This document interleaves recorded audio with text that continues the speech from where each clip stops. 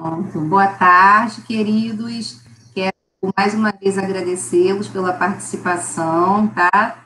Hoje é a nossa última roda, né? A gente encerra um ciclo de 4 rodas, né? Hoje com a apresentação da minha querida Luísa, que vai falar sobre ações educativas e instituições ativísticas, né? Então, eu quero começar agradecendo a Luísa pela disponibilidade, por estar aqui participando, né? Quero agradecer também ao meu querido Leandro Jacu, que é mestre em Memória e Acervos, né, pela Fundação Casa de Rui Barbosa, é técnico também em arquivo lá na Fundação Casa de Rui Barbosa, tem um trabalho lindo sobre educação patrimonial nos com arquivos e usos também envolvendo os usos, né, as possibilidades de uso dos jogos online, não é isso, Leandro?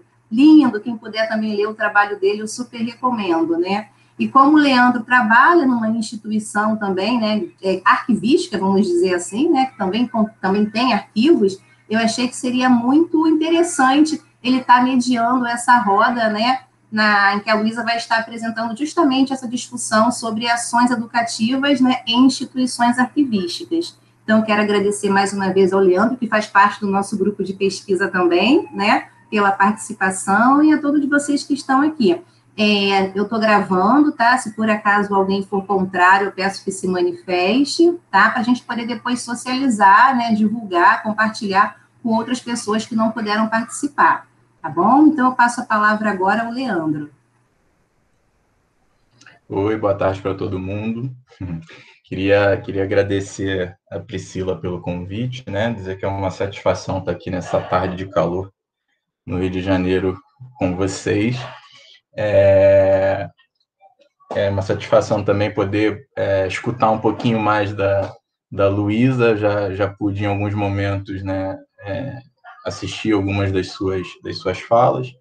A gente tem algumas coisas em comum. Esse tema também me é muito caro, é um tema que fala de ações educativas, de arquivo. Essa interseção é alguma coisa que me chama muito a atenção.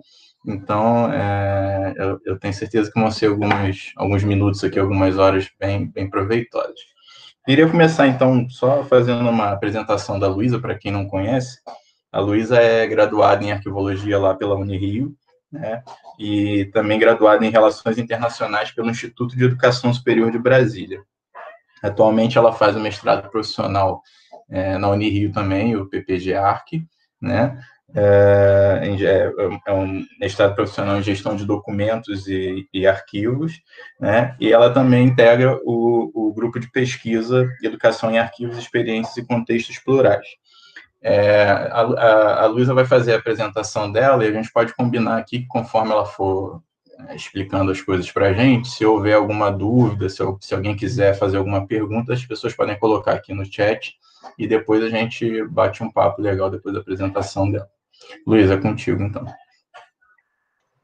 Boa tarde a todos. Queria agradecer a Priscila e o Leandro por estar aqui comigo nessa tarde. A Priscila pelo convite, o Leandro pelo ter aceitado o convite da Priscila para a gente bater esse papo aqui. Vamos conversar um pouquinho aí sobre o projeto que eu tenho desenvolvido.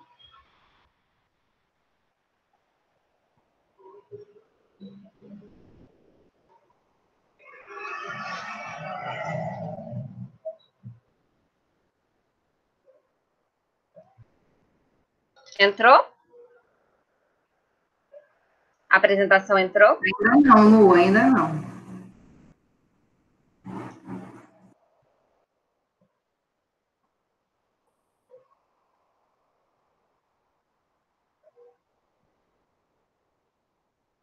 Foi? Foi, tá rodando. Isso, ótimo. Foi. Então, a gente vai conversar um pouco da pesquisa que eu tenho desenvolvida no mestrado, com a orientação da professora Priscila, em que a gente propõe diretrizes de ações educativas nos arquivos, né? Uma coisa que a Priscila sempre fala, que o objeto é uma extensão do sujeito, né? E esse projeto, ele vem em decorrência da minha vivência na graduação e é um desdobramento do meu trabalho de conclusão de curso, né? No trabalho de conclusão de curso, eu fiz uma análise das instituições arquivísticas nacionais e ações educativas do Brasil, da Colômbia e do México. E nesse trabalho, a gente conseguiu identificar né, de que forma as instituições arquivísticas dos 3 países, elas exercem as atividades de difusão, e dentro delas, como essas atividades são abordadas. O que diferencia, na verdade, a existência ou não de uma política para sua realização, porque todas elas realizam, mas nem sempre elas chamam aquelas ações ou de educativas, ou de culturais, ou de editoriais. Elas realizam, algumas contêm nos seus regimentos internos, nas suas políticas, a estrutura, que é o caso do Brasil, que tem todas as difusões claras no seu regimento, mas nos outros países não há, apesar de eles terem até mais ações educativas do que o Arquivo Nacional Brasileiro. E aí a gente começou a se perguntar a importância da política nesse processo de institucionalização de um serviço. Junto com isso, em 2015, a gente fez um trabalho de extensão, né, no Instituto de Educação Superior, né, no ICERJ. E lá a gente trabalhou junto com os alunos de pedagogia sobre o uso do Centro de Memória da Educação Brasileira que tem lá, e como aquele centro poderia ser uma fonte para que os futuros professores pudessem trabalhar a educação patrimonial. Então, nessa roda de conversa, a gente conversou com 5 grupos em diferentes horários, e perguntávamos na roda quem já tinha ido ao museu. Então, sempre a maioria levantava a mão, 90% da sala, normalmente. Quando a gente perguntava quem já tinha ido à biblioteca, o número era menor. Quando a gente perguntou quem tinha ido ao museu, só uma pessoa tinha ido, que era uma professora que era pesquisadora. Então, isso me intrigou assim, de uma forma que vem me martelando. E quando eu fiz o trabalho de conclusão, isso me martelou ainda mais. Atrelado a isso, eu trabalhei um período de estágio no Museu da República. E lá, as atividades educativas eram integradas em todos os setores do museu. E comecei, então, e nesse período estava formulando a Política Nacional de Educação Museal. E me intrigava a forma como o museu conseguia chegar à sociedade. E aí, quando eu quis ir para o projeto de mestrado, eu queria trabalhar essa interseção museu-arquivo.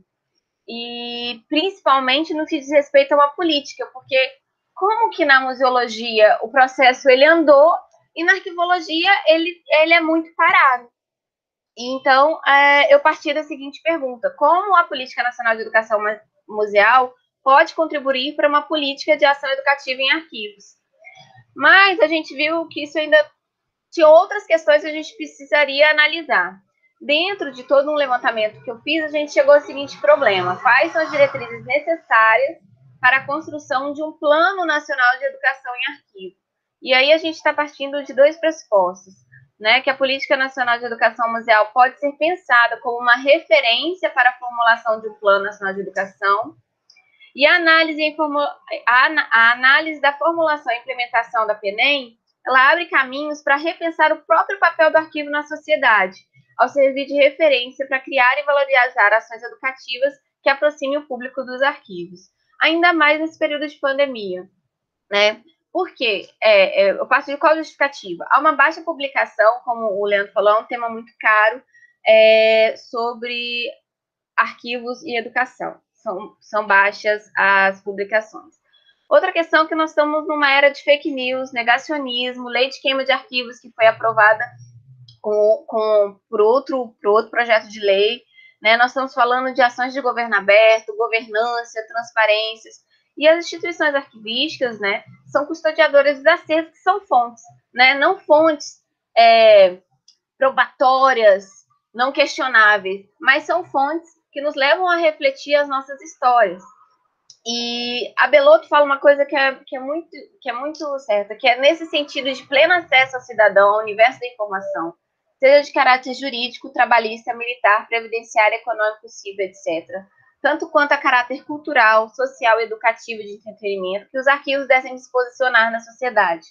Então, a gente vem com essa perspectiva do arquivo ser uma instituição atuante em prol da sociedade, né, dando um apoio à sociedade. Então, as ações educativas, elas visam justamente essa aproximação entre o cidadão e o arquivo, né? E o produto técnico-científico desse projeto serão diretrizes para ações educativas, onde as instituições podem auxiliar a implantação, estimulando a sua inclusão na política da instituição e promovendo, assim, uma ampliação da relação arquivo-sociedade.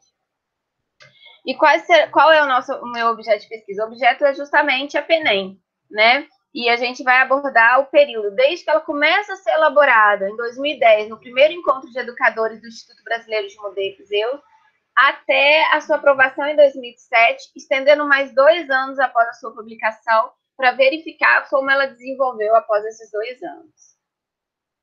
O objetivo é propor as diretrizes, os específicos são articular conceitualmente os temas, né, pertinentes às áreas da arquivologia, políticas públicas e educação, investigar a formulação, implementação e avaliação da PENEM, identificar se há outras políticas ou propostas para ações educativas patrimoniais, discutir as políticas identificadas, formular, reunir as diretrizes e propor um plano. Como metodologia, optou-se por uma pesquisa aplicada, qualitativa na forma explicativa, com procedimentos técnicos metodológicos, com pesquisa bibliográfica, a pesquisa documental, entrevista semi-estruturada e análise de dados a gente vai fazer com base no método proposto por Gomes, que é a interpretação dos sentidos, que considera todo o referencial teórico, a gente faz um comparativo com o referencial teórico versus o que é encontrado no campo, né? Essas entrevistas, a ideia, né, ela agora vai passar pelo Comitê de Ética Pesquisa, a ideia é que a gente entreviste os diretores dos GTs da PENEM, né? Porque quando foi formular a PENEM, foram constituídos 7 GTs, e a ideia é justamente entrevistar esses gestores para identificar de que forma esse processo foi construído de uma forma mais detalhada e como essa construção pode nos auxiliar. Como marcos teóricos, a gente está partindo que o arquivo, as visões sociais do arquivo, né? Normalmente visto como morto, como burocracia, periférico ou sensibilizado. Mesmo a gente fala isso, né? Que o arquivo ele está numa posição sensível da sociedade. E ele propõe nesse artigo uma sociedade dos arquivos, né? Que é um novo olhar para o arquivo, né? Compreendidos, possuem bons orçamentos, funcionam com seu potencial máximo de uso e sejam considerados essenciais ao interesse da sociedade. E é com esse olhar que a gente que a gente verifica que as ações educativas podem auxiliar, né? Então, a gente trabalha a função social do arquivo através da perspectiva da arquivologia pós-moderna e as funções arquivísticas, né? Compreendendo que as ações educativas fazem parte das funções arquivísticas por meio de uma difusão. E quando a gente fala de políticas públicas, ela entra justamente porque eu já tinha identificado no TCC que as instituições que constituíam as políticas tinham as práticas normalmente implementadas. Por que eu falo normalmente? Porque no Arquivo Nacional, por exemplo, o regimento interno previa desde 2011 um departamento de atividades pedagógicas, mas esse departamento só veio a ser montado, né, constituído, formulado, mesmo em 2017. Então, o Jardim também fala muito isso, né? A política sem a prática é uma letra morta. Então, a gente acha que é uma via, mas ela não é uma via forte que auxilia, mas ela não é tudo, né? Até porque a gente compreende uma política, no nosso sentido, como ações interrelacionadas que visam enfrentar um problema social ou atender uma demanda da sociedade, né? E quando a gente fala de políticas de arquivos, as políticas de arquivo, elas não são só as políticas arquivísticas, elas também são políticas de informação, ou elas podem vir pela interseção de políticas culturais, né? Que é o objeto da pesquisa da própria PENEM. E quando a gente fala de ações educativas, a gente traz a perspectiva aqui de Freire, né? Que a gente entende que é um processo dialógico entre os participantes que deve criar a possibilidade a sua produção e a sua construção, né? É um processo coletivo, onde a pessoa se enxerga, se compreende. Então, essa perspectiva que a gente entende ações educativas.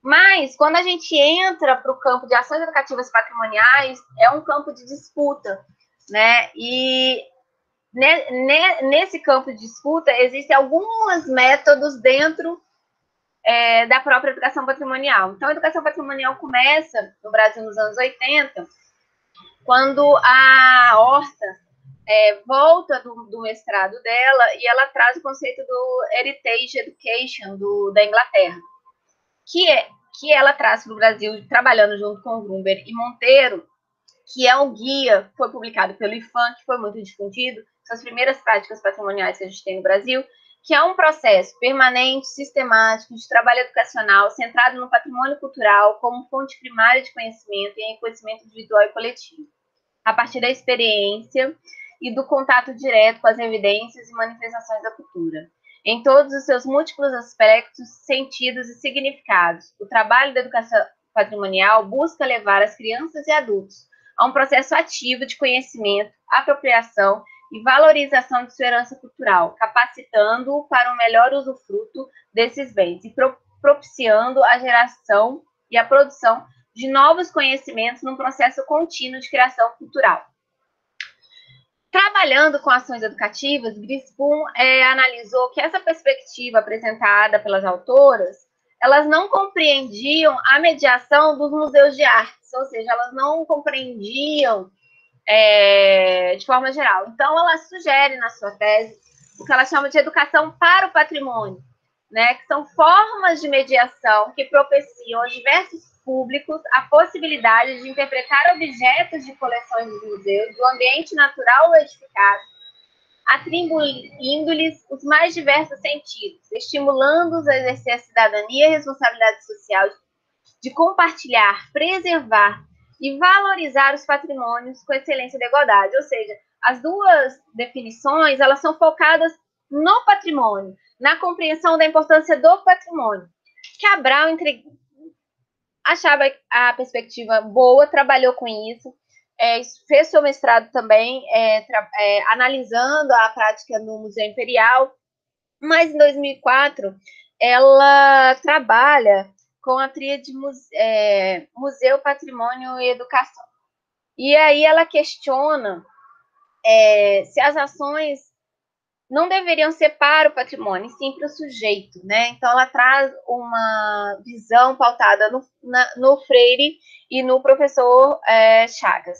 Então, ela defende que a educação com patrimônio possa pensar em ter como metodologia a criação de uma narrativa que provoque o diálogo com o indivíduo, baseado na experiência de ambos, respeitando suas histórias de vida e considerando o educando como um sujeito histórico-social, ou seja, o patrimônio é uma via para o processo educacional, para a prática educacional. Ela não é a prática para o patrimônio. Então, traz uma mudança dessa perspectiva. E a educação museal, ela entra com um pouquinho de cada coisa, mas ela amplia ainda mais essa perspectiva, porque ela é um conjunto integrado de planejamento, sistematização, realização, registro e avaliação dos programas. Ou seja, é uma prática contínua, onde as instituições definem programas e projetos e ações. Mas eles também compreendem que a educação museal não é só um objeto, mas é um campo científico. Então, a museologia a museologia, principalmente brasileira, começa um movimento de compreender a educação museal também como um campo científico. Mas, dentro das ações educativas patrimoniais, a gente também tem as ações nos arquivos.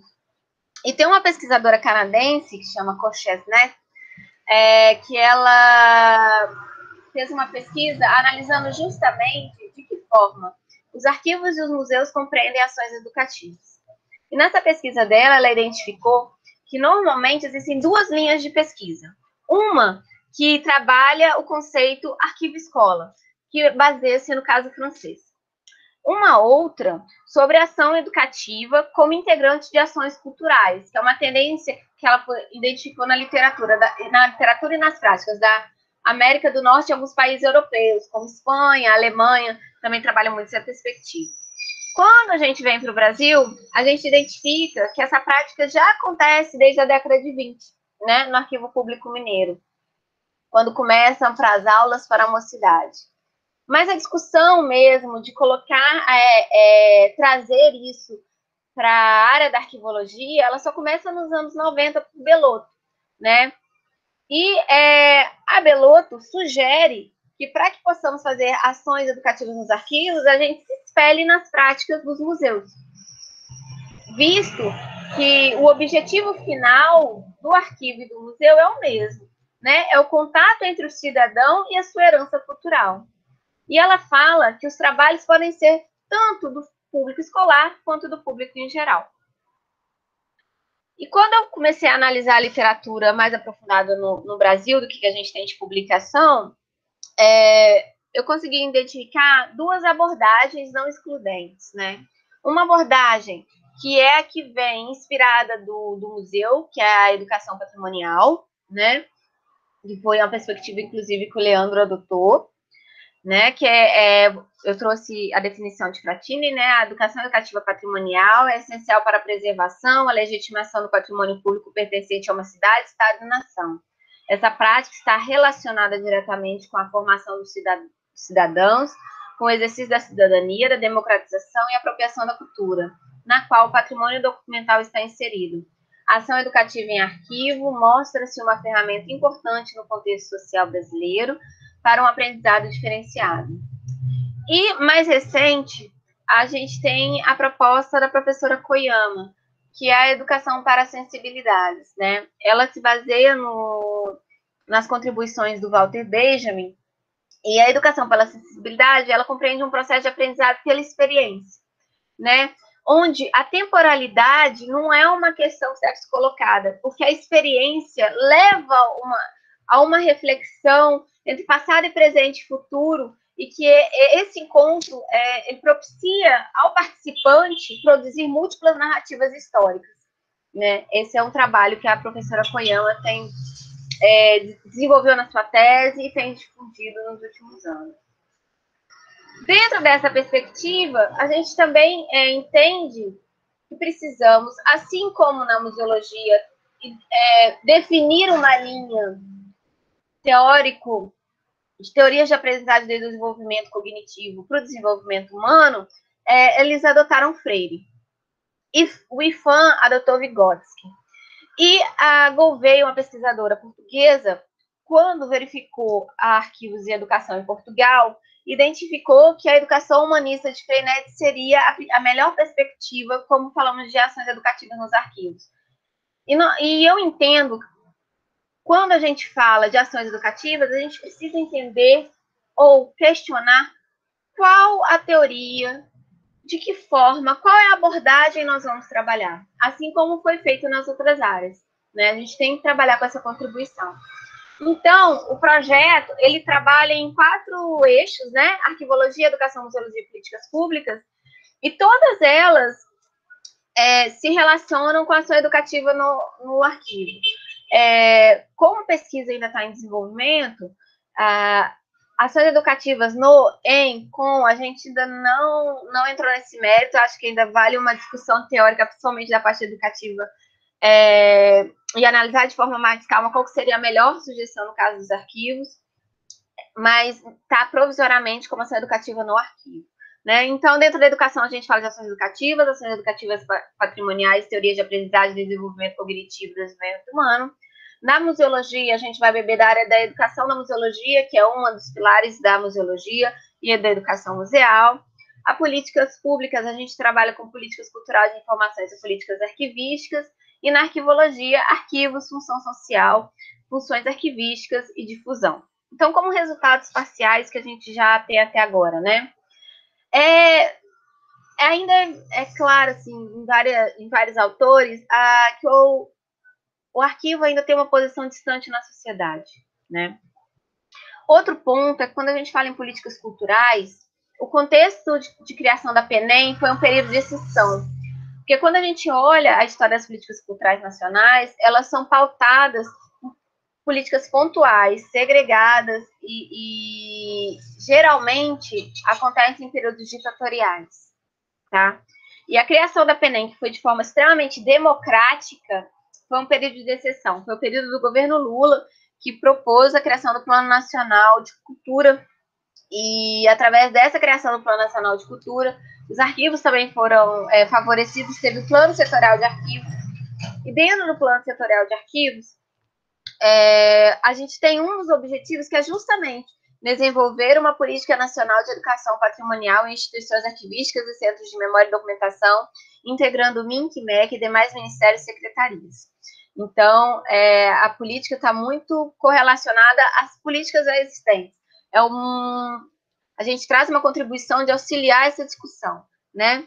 Outra questão que é importante que a gente já pôde verificar é que as ações educativas patrimoniais no Brasil são políticas institucionalizadas, que a própria Política Nacional de Educação Museal e o próprio IFAM tem leis de diretriz. O IFAM tem uma lei de diretriz de educação patrimonial para as casas de patrimônio, e a própria PENEM é uma institucionalização, né, das ações educativas patrimoniais. Quando a gente traz para a perspectiva de ações educativas nos arquivos, ações educativas nos arquivos não é uma prática nova, né? Elas acontecem desde 1850 na Inglaterra. Mas uma parte da literatura considera que foi em 1888, quando o governo belga solicita que a área da educação leve as crianças aos arquivos, que essa seja a primeira ação educativa, realmente, né? O primeiro serviço educativo é do Arquivo Francês em 1950. E os primeiros estudos começam também nessa época. O primeiro artigo que se tem até o momento, o conhecimento é o do Tate, né, que ele fala sobre o uso dos arquivos em sala de aula. E ele fala já da importância da vivência, principalmente do ensino de histórias locais para o desenvolvimento. O texto dele fala muito da importância da experiência, do aluno ter contato, do aluno ir ao local, do aluno instigar o aluno a fazer essa percepção, né? Bernard fala sobre o uso das exposições e suas possibilidades de chegar ao público, não ser só exposições, ser exposições mais proativas, que tragam um outro perfil de discussão. Duchesne e Pernod também descrevem uma reunião presidida por Braibant, que era o diretor do Arquivo Nacional Francês, que fez uma análise dos serviços educativos, né, de 54 a 55, e define novas práticas, né. Foi possível também identificar, que era uma coisa que ainda não tinha tanta certeza, mas pelo que a gente conseguiu, eu tinha muitas dúvidas se era real, mas depois de pegar a literatura mais a fundo, eu consegui ver que há um consenso das ações educativas como uma função arquivística. Com base em que eu afirmo isso? Primeiro, que os estudos RAMP, que são os estudos feitos pela Unesco, para que as práticas arquivísticas chegassem a um grande número de pessoas, em 85 já tem um capítulo voltado para ações educativas. Segundo, que há um estudo RAMP somente para conversar, para dialogar arquivo e educação, como um guia, tá? Muito voltado para ações arquivo-escola. O que a gente conseguiu identificar dessa literatura da década de 50 até 2020, né? Que há uma ausência de uma literatura ampla sobre os arquivos e educação se a gente comparar com outras funções arquivísticas, né? E que há, sim, uma literatura que foca muito nas difusões e práticas. Olha, a gente executa assim, a gente faz assado. Existem essas formas, aquelas formas. Mas não há uma discussão teórica do que vem a ser ações educativas em arquivos. O que são essas ações? Inclusive, se a gente pega os dicionários internacionais, não tem a definição. O dicionário brasileiro tem, mas os dicionários internacionais nem têm essa definição, né, desse termo. E é isso por enquanto, gente.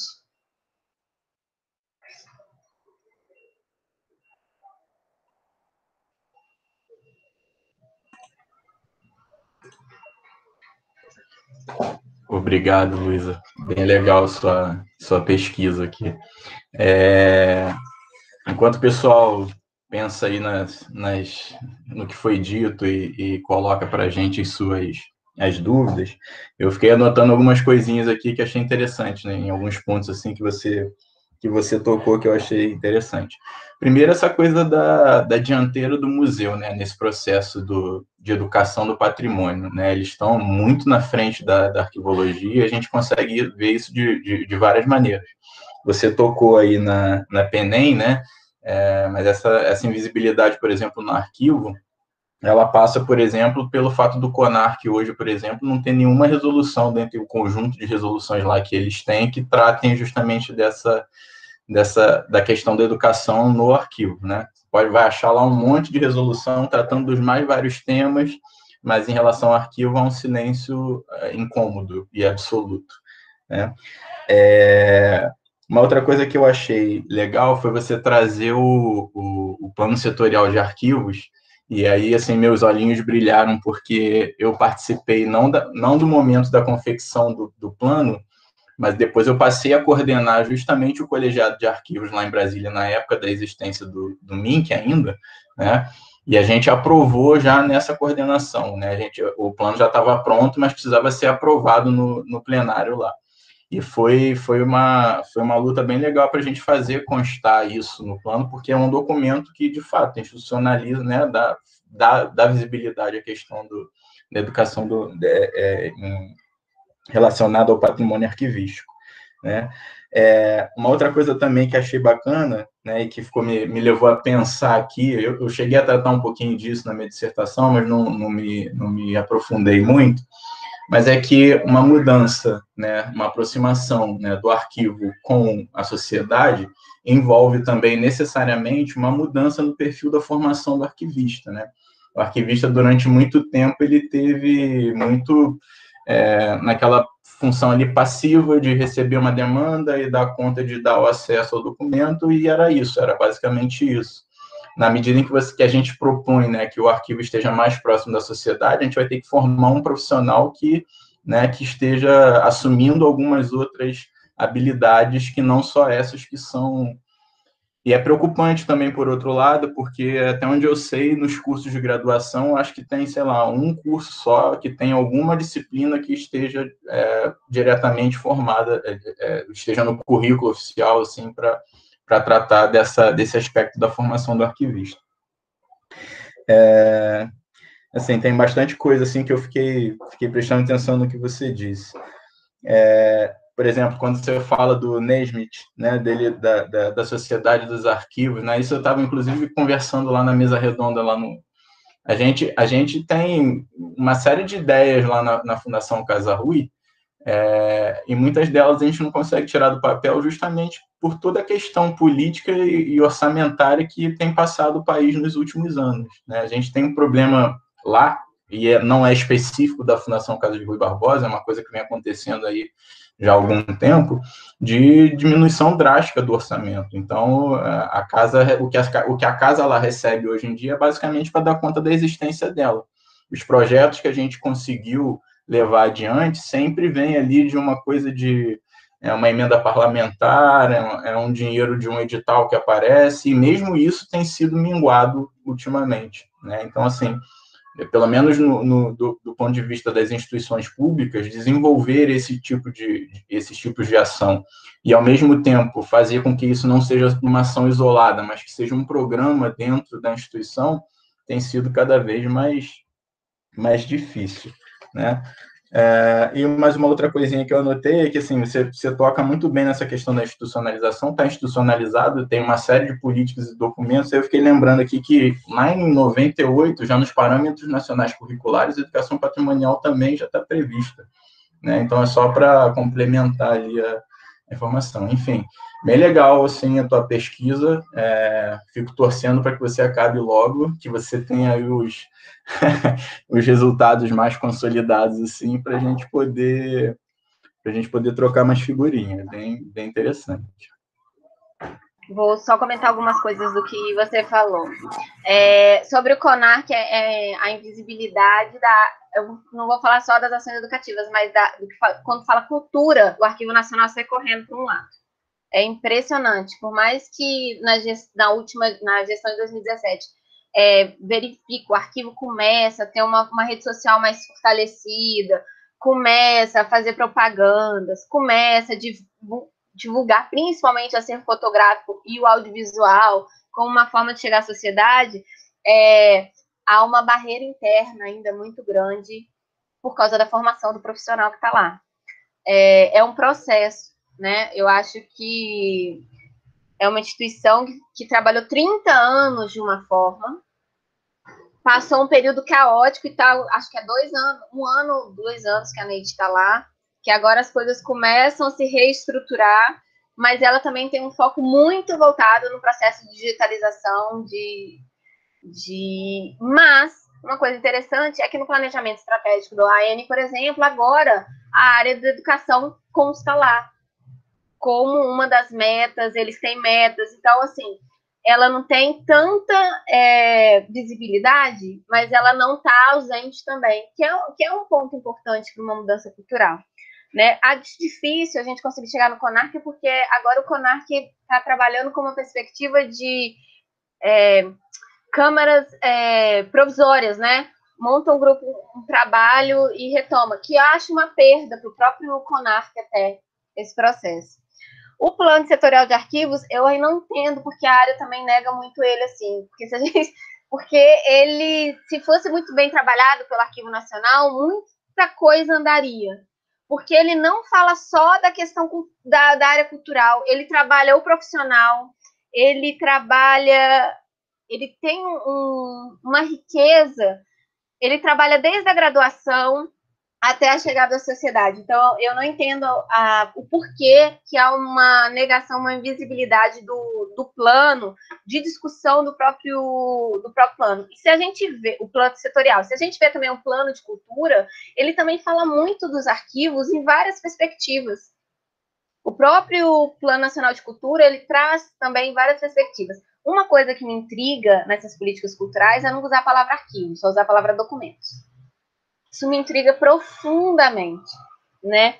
Talvez porque arquivo é uma palavra muito polissêmica, vários sentidos. Ou não, é uma negação mesmo, porque arquivo tem uma visão muito ruim da sociedade, podemos dizer assim. É uma questão que eu também tenho. O perfil da formação do arquivista é uma coisa que foi trabalhada no próprio plano setorial. O plano contém uma área de formação. E eu comecei um levantamento, eu tinha achado 2 universidades. Uma tinha matéria optativa e a outra era obrigatória, que é a Santa Maria, que tem obrigatória. E me questiono até que ponto a gente não vai ampliar um pouco essa visão tecnicista do profissional de arquivo.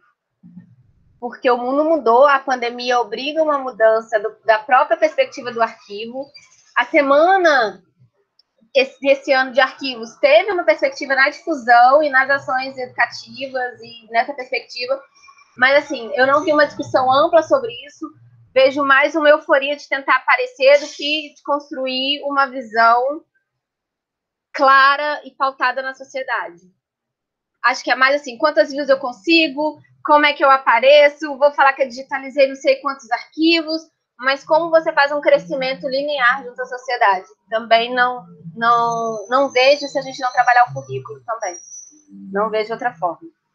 Esse artigo do Naismith é muito interessante, né? Porque ele fala justamente que os arquivistas têm que fazer ações extramuros, né? Ele tem que sair da casinha e ir para fora. E ontem o Conselho Internacional de Arquivos fez a live do Planejamento Estratégico 2021-2014 e é empoderamento dos arquivos e dos arquivistas pela invisibilidade do profissional e da própria instituição.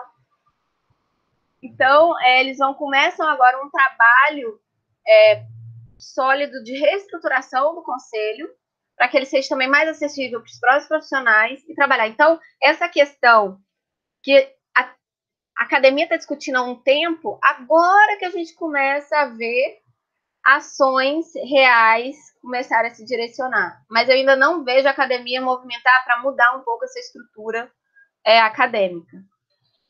E a outra coisa, a base curricular também, com o pessoal da museologia, que eu tive a possibilidade de participar do final da aprovação da PENEM, que vários integrantes, coordenadores, trabalhavam no museu. Então, eu estava sempre ali conversando com eles na discussão.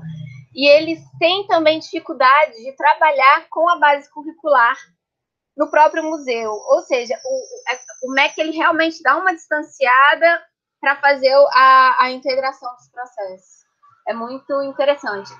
Dá muitas pesquisas só esses pontos. Dá muito para a gente poder analisar.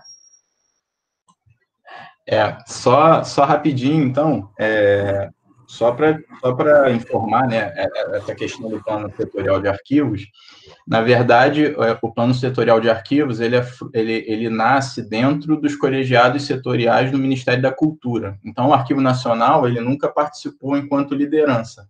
Ele teve até alguns integrantes lá representando as instituições públicas, mas a liderança sempre foi lá da Casa Rui. E aí, assim, logo depois que a gente conseguiu aprovar o plano setorial de arquivos, veio todo esse desmonte, né? Acabou o Ministério da Cultura, a gente saiu do Ministério da Cultura, foi para a Cidadania primeiro, depois ficou pouquíssimo tempo na Cidadania, já mandaram a gente lá para o Turismo, aí a gente ficou subordinado a uma secretaria, e agora a gente não é mais subordinado a uma secretaria dentro do Ministério do Turismo, agora a gente está subordinado diretamente ao ministro. Enfim, todas essas mudanças, né, do ponto de vista da estrutura, da hierarquia, da onde se pertence, ela acabou com que o papel que a gente tinha ali de liderança se diminuísse para que a gente pudesse cobrar, né, a execução do plano, né? Então, assim, hoje a gente está bem... O próprio Conselho Nacional de Políticas Culturais sofreu uma baita de uma reformulação, já não é mais aquilo que era na época que o plano foi aprovado, enfim, tem todo um esvaziamento de uma política que levou um tempo para ser construída, né? Então, assim, é uma pena, inclusive. Mas nisso, por exemplo, o Arquivo Nacional, assim, eles foram parceiros, mas eles não tinham o papel de liderar esse processo. Isso cabia à Casa Rui lá. E aí realmente tá um negócio bem parado, mas é um documento que é uma referência ainda bem importante ali não só para a questão da educação no patrimônio, mas também para uma série de outras questões, como formação, aparelhamento, modernização das instituições, enfim, tem uma série de coisas que estão previstas. Bem legal. Alguém quer fazer uma pergunta, quer tirar alguma dúvida? Quer entrar nessa conversa? Eu queria complementar, então, eu quero entrar um pouquinho na roda. Luísa e Leandro tocaram nesse assunto do currículo, né? A Luísa falou do empoderamento do arquivo e dos arquivistas, e como a gente empodera, né? A gente empodera dando instrumentos, municiando esses sujeitos. E qual seria um desses instrumentos? Seria, sim, o currículo, né? Tem um autor muito usado na área da educação, que é Tomás Tadeu da Silva, e ele diz que o currículo, ele constrói identidades. No nosso caso, o currículo, ele constrói uma identidade profissional, não é isso? E qual é a identidade profissional que nós queremos para os futuros arquivistas? Como que saem os nossos egressos, né, da universidade? E eu tenho percebido que muitos não sabem realmente, nem que existe, por exemplo, um arquivo escolar, né? Que o arquivo escolar pode ser, por exemplo, um espaço de atuação, em estágios, inclusive, eles não sabem, desconhecem essas interlocuções entre arquivo e educação. Mas desconhecem, é culpa deles? Não, não é culpa deles. É culpa da instituição, né? É culpa de todo um sistema, né, maior, que não enxerga essa possibilidade. Mas não enxerga por quê? Quando eu falo não enxerga, né, a gente tem que entender que por trás... O currículo, ele é um campo minado, ele é um campo é um território político, um território que está sempre em disputas, não é isso? Então, será que é interessante, em determinado momento, a gente colocar discussões sobre currículo, sobre educação, arquivos, né? Enfim, a gente tem que pensar os porquês, né? Quem são os sujeitos que estão por trás, por exemplo, quando elaboram um projeto político-pedagógico, não é isso?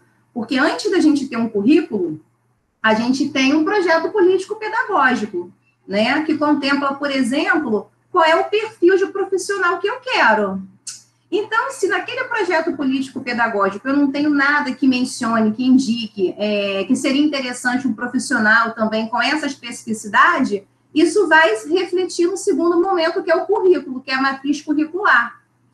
Então, por isso a gente tem essa defasagem, né? São pouquíssimos cursos no Brasil que tratam de assuntos relacionados a essa questão, né? A gente tem até algumas disciplinas mais amplas que falam de mediação cultural, e aí trazem um pouco essa questão também do arquivo escola, né, dessas relações, mas não tem, assim, não vejo uma disciplina específica, né, sobre arquivo e educação, né? sei lá, arquivo e suas relações interdisciplinares, algo mais amplo que pudesse também abarcar, né, incluir aí o campo educacional. Porque quando a gente fala de arquivo e educação, a gente tem múltiplas possibilidades, são muitas experiências. Tem essa da Luísa, pensando na instituição, né, arquivística, nas ações educativas. A gente tem, como eu falei, o próprio arquivo escolar como um espaço de atuação, não só para memória, né, para a historiografia educacional, né, para a memória da educação, mas também para a gente trabalhar com os nossos alunos no próprio arquivo escolar, não é verdade?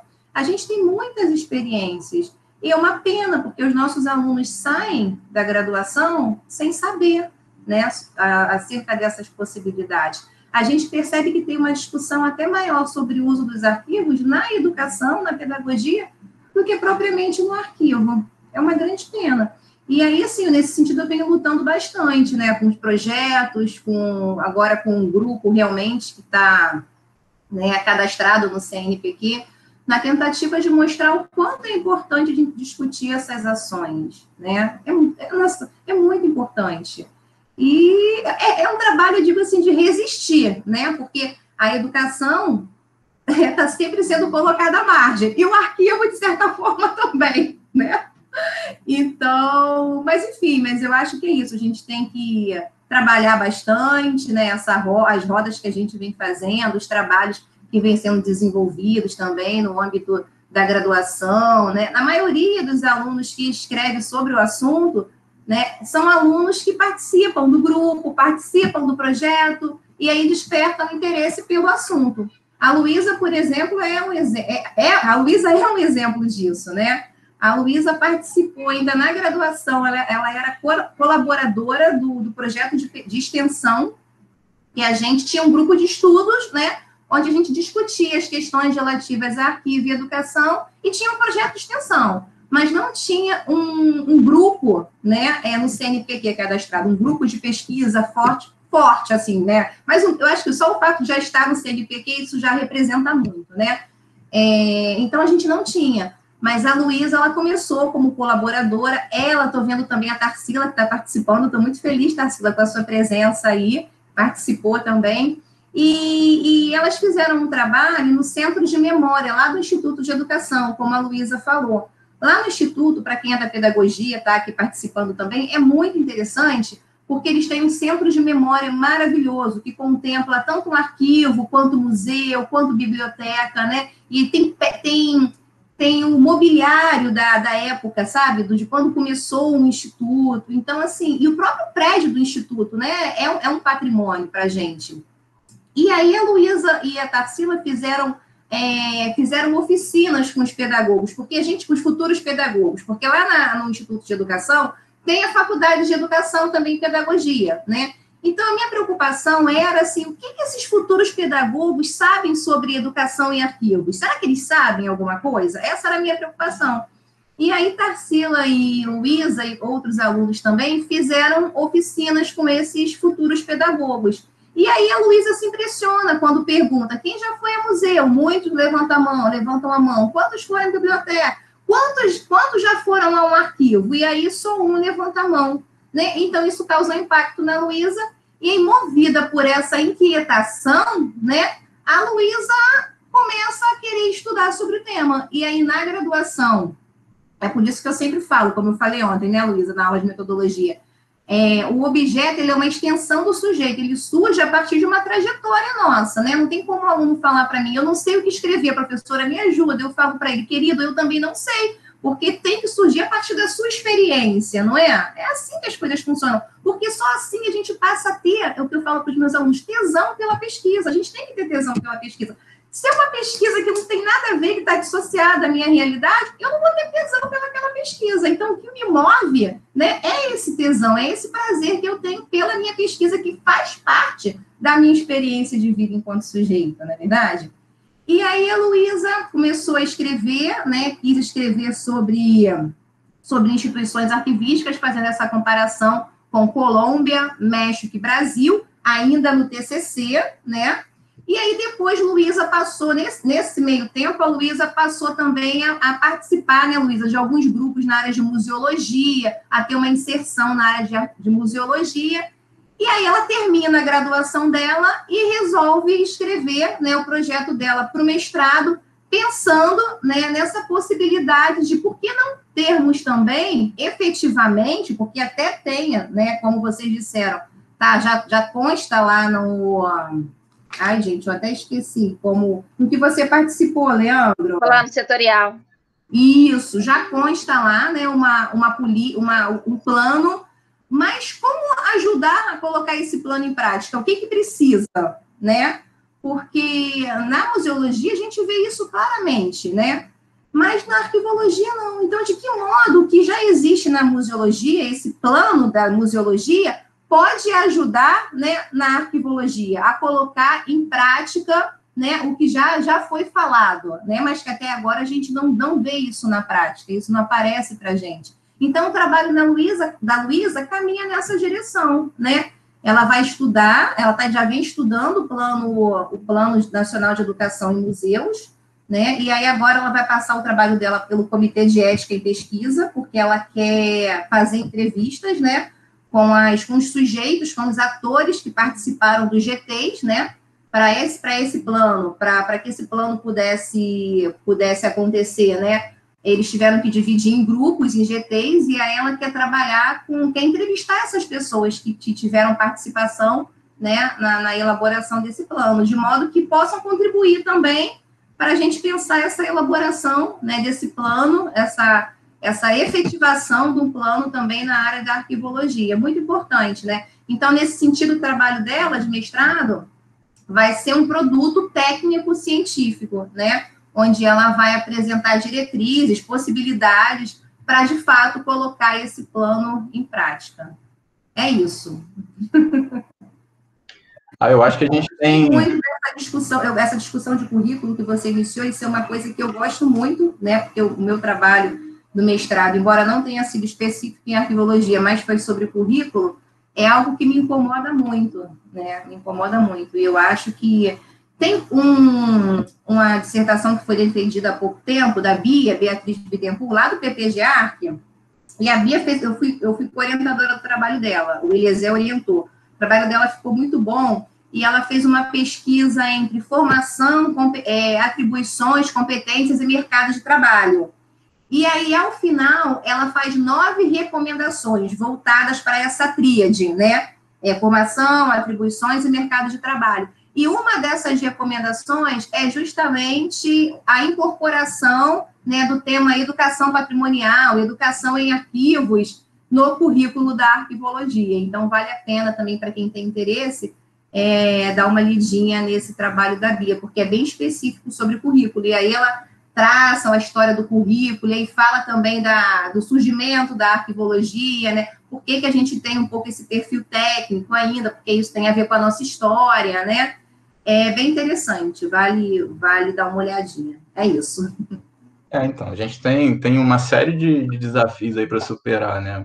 Essa questão do currículo, que eu acho importante. Eu nem trato dela muito a fundo lá na minha dissertação, mas é uma coisa que me chamou a atenção quando eu estava pesquisando, e me lembrei agora quando a Luísa trouxe os resultados parciais da pesquisa dela. Mas é uma coisa que eu acho que de fato precisa ser enfrentada.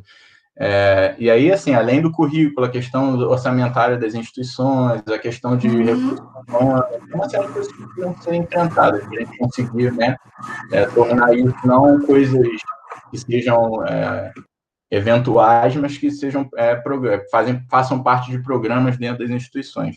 Mas, por outro lado, também, aí tentando botar um pouquinho de otimismo na história toda, a gente tem, por exemplo, um crescimento de pesquisas e artigos publicados, eventos na área, que eu acho que também são muito simbólicos, né?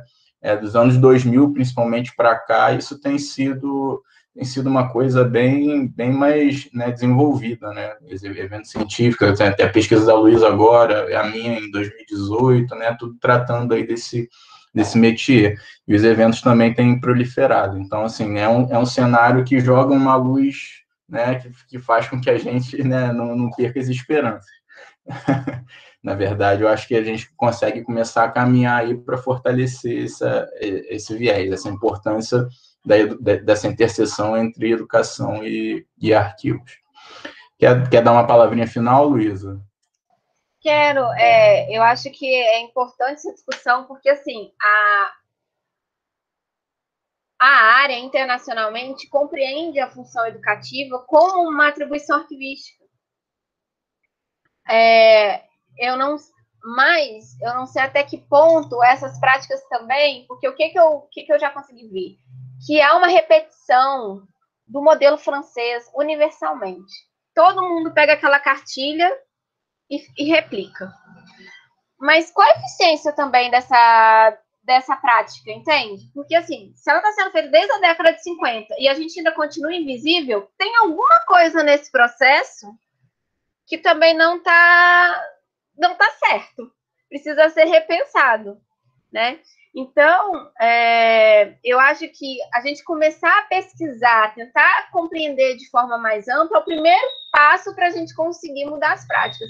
Eu acho ótimo os seminários estarem acontecendo agora de forma recorrente, desde 2016, tem o Simpósio de Arquivo e Educação, mais grupos de pesquisa, mais pessoas se interessando para a área. Isso é um começo para a gente começar a entender o que a gente quer para a nossa perspectiva nacional.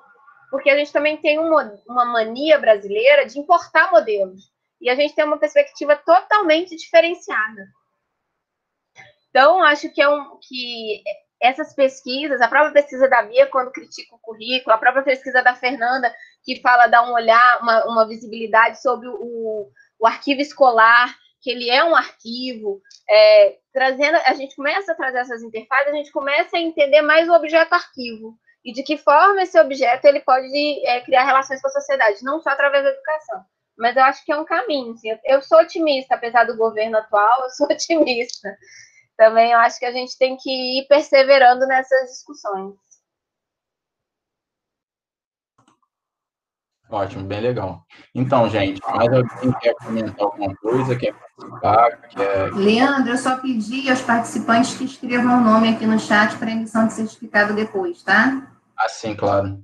Tá dado o recado, então. Enfim, mais alguém quer contribuir, quer fazer algum comentário? Marcelo aqui está dizendo que acha que uma diferença de arquivos para bibliotecas e museus é que a maioria das pessoas fora da academia não sabe que é possível visitar os arquivos, coisa que não acontece com os outros dois. Isso é uma questão também que a gente tem tentado, aí eu posso falar da experiência lá na Casa Rui, né, que a gente tem tentado enfrentar. É claro que muitas vezes, aí, por conta da falta de recursos humanos, com a falta de concursos, a gente enfrenta problemas de conseguir ter uma equipe que dê conta de tudo que um serviço arquivístico lá possa ter. Mas a gente tem no horizonte essa necessidade de trazer as pessoas para o arquivo, né? Para o arquivo deixar de ser aquele lugar inóspito lá, onde as pessoas não podem entrar, não podem tocar em nada. Então, a gente tem lá, por exemplo, um convênio com o Pedro II, né? Que a gente recebe alunos bolsistas do Pedro II e vão passar lá um dia com a gente. Então, a gente começa a mostrar para eles o que é o arquivo, o que é feito dentro de um arquivo, como é que se trabalha esse arquivo e tal. A gente tem no horizonte também a ideia de chamar professores para palestras num formato muito semelhante do que o Museu Histórico Nacional tinha, não sei se ainda tem, mas sempre que eles lançavam, por exemplo, uma exposição lá, eles tinham alguns dias dedicados só aos professores, porque entendem os professores como multiplicadores, né? Então, é aquele pessoal que vai pegar os alunos, vai levar lá, se achar que a exposição é pertinente para o trabalho que está sendo desenvolvido dentro da sala de aula.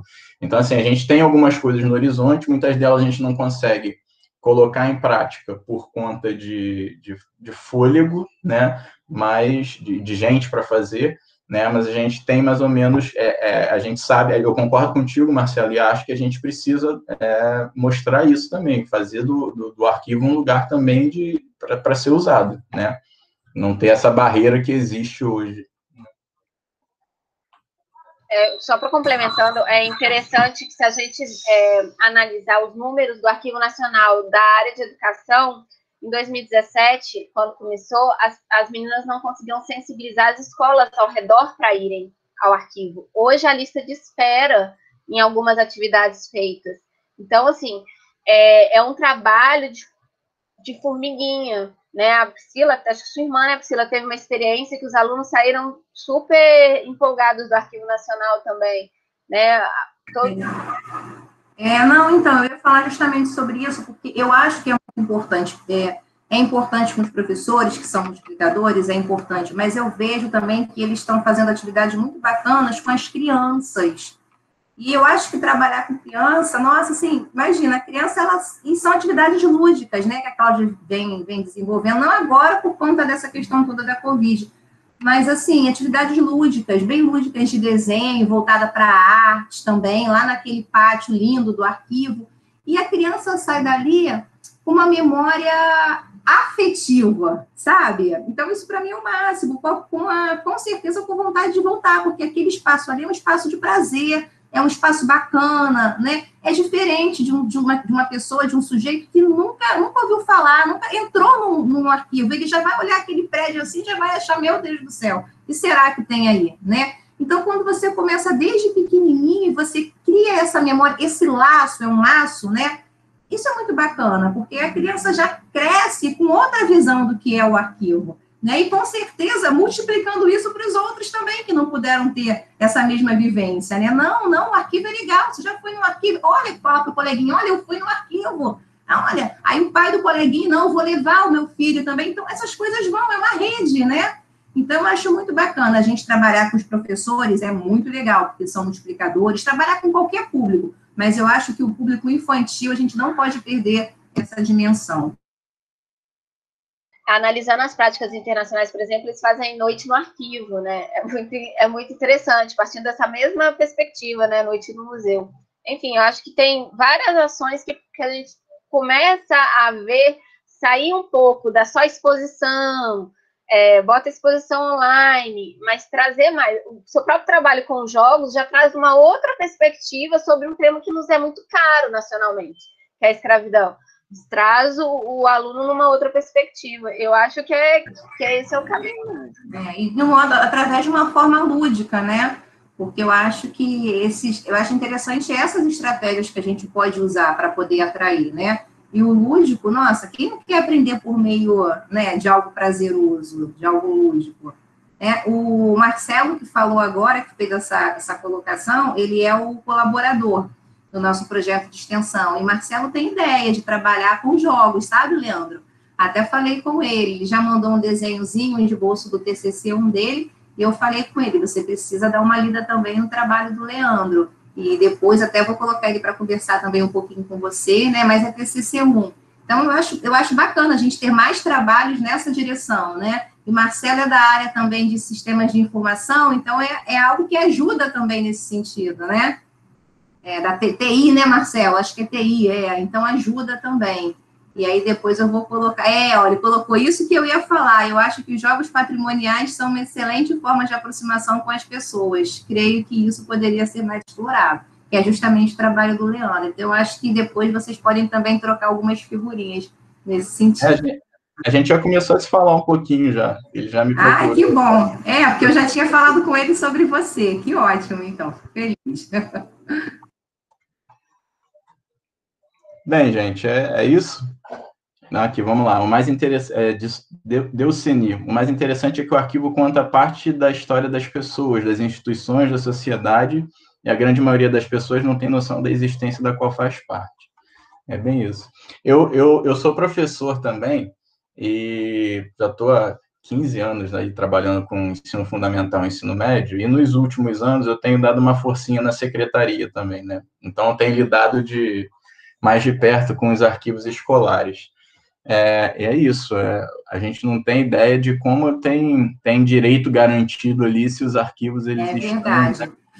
Você sabe, Leandro, que na defesa da Fernanda, uma professora de educação falou sobre isso. Na biblioteca, na biblioteca escolar, é obrigatório um bibliotecário, tem concurso para bibliotecário. E por que não tem um concurso para arquivista para os arquivos escolares? Porque não tem a mesma importância, não é visto da mesma forma? Com certeza é isso, né? E aí eu pensei, nossa, isso dá um bom trabalho, isso dá um trabalho de mestrado, não é verdade? Dá sim, sem dúvida. Então, Então a gente precisa pensar sobre isso, mas primeiro a gente precisa mostrar o quanto esses arquivos são importantes, para depois a gente poder reivindicar o profissional para eles, né? E passar também, isso tem que estar também no próprio profissional, né? Aquilo que a gente conversou, ele sair da universidade sabendo que o arquivo escolar também pode ser um espaço de atuação para ele, né? Da importância do arquivo escolar. É isso. Acho que encerrou, né? Tem mais perguntas? Não, por enquanto não consigo ver nada aqui, não. Gente, então, muito feliz aqui de ter passado esse tempinho com vocês. Acho que a gente conversou sobre coisas bem legais aqui, né? Eu saí bem curioso com os resultados que a Luísa vai conseguir atingir depois que terminar a pesquisa dela. Enfim, obrigado pelo convite, Priscila. Obrigado, Luísa. Foi legal. Eu que agradeço imensamente a participação de todos, Luísa, nossa, a gente já está aí, né? Já está aí ao meu lado há muito tempo, né, Luísa? Foi colaboradora do projeto, foi monitora. Desde 2015. Agora no mestrado, somos parceiras, né? Se tornou uma amiga, assim como outros que foram também meus alunos, né? E são amigos. Quero agradecer muito também ao Leandro, né?